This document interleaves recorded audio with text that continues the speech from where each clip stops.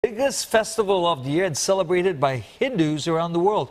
Dipawali, or the Festival of Lights, marks the triumph of good over evil. And as with any occasion, food is front and center. From the sweet to the savory, here's Teresa Tang now with a closer look at the delicious side of Dipawali.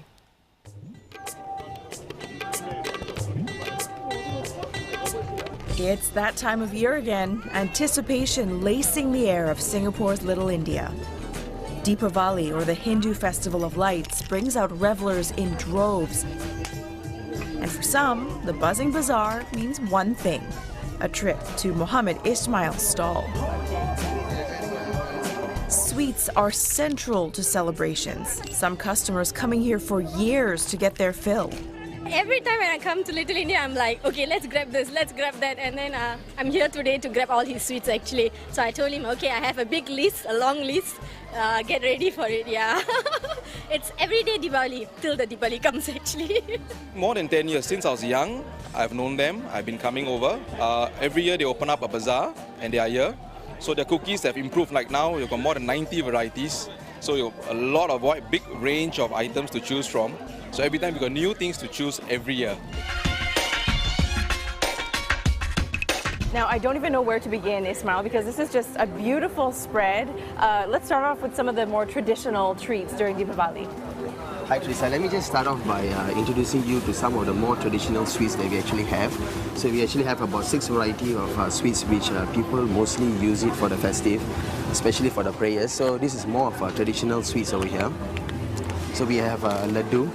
Okay. And jalebi. This two is actually the most sellable. Followed by, of course, this is muruku, which has no introduction needed for this, because this is definitely a must-have for all Indian traditional households. Maybe you can just give it a small try. I'll take a bit, yeah. Do you like this? Yes, of course. Who doesn't, right? Yeah, who doesn't? Oh wow. So this is actually a homemade traditional one. So people also actually make it a point to do it at home. But of course, with all the visitors coming over, definitely they can't do everything at home. So this way they actually go out, they actually purchase more of the varieties so they can actually have for everybody. But muruku doesn't just come in just one variety. I was going to say, I see a lot of other types of muruku here. So we actually have over 15 varieties of muruku. But these items are more of traditional Indian sweets and savories. And there are some really interesting modern twists to Deepawali in terms of the treats available. Yes, of course. Yeah. So if you look at all these festive cookies here, one very famous one will be pineapple jam tarts. Oh yeah. So this is more of like a Singapore tradition. So it's just not secluded for Chinese New Year or Hari Raya. So it's also it's like a main must-have for Deepawali.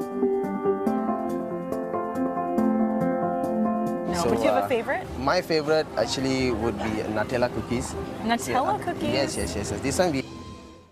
So I have to say I was pretty full after that shoot because I got to try quite a few of those treats, and it's amazing how there are certain elements of Deepawali that are universal, like those pineapple tarts, which I associate with Chinese New Year. Yeah. But they said no, it's also for our holiday, and I think it's amazing that they've adapted to the point where there are some treats in Singapore that you can't even get in India.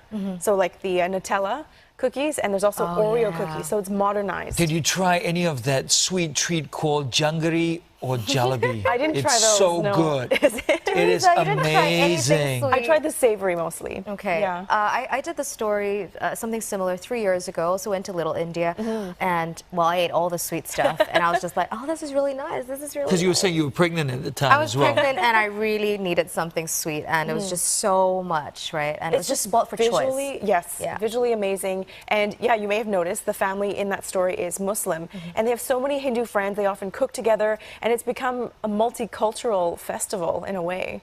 Yeah, it's great going to Little India this time of the year as well, because it's so well lit. Yes. Yeah. It's so decorative. There's sparklers. It's a nice tourist trap people are as well. doing like henna tattoos. Everyone's just eating and shopping at the same time. It's a fantastic I was time. there last week on a Tuesday, I believe, in the morning, and it was packed. And I was thinking, don't these people have work?